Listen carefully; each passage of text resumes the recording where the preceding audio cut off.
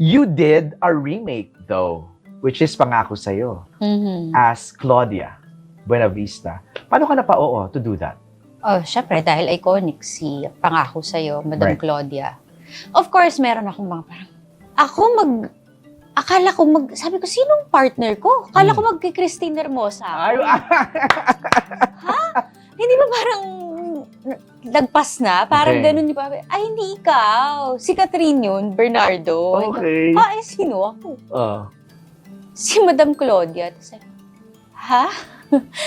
So parang, ang tagal ko silang binalikan.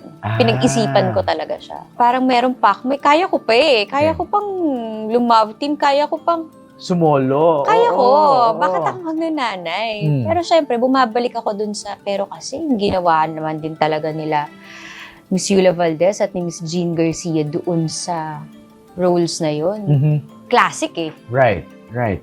Kaya parang, talaga, kung ibibigay mo sa akin yung ganito kalaking tiwala, na kaya kong, kahit hindi pantayan, pero kaya mo, talaga, sa tingin nyo, kaya ko. So, parang nahamon ako. Parang ganun yung pakiramdam. pull off nyo naman yan eh. Paano kayo nagbigaya ni Jodie dito? Sa iconic role na to? Wala. Ano lang talaga si Jodie. Sobrang husay lang niya talagang artista.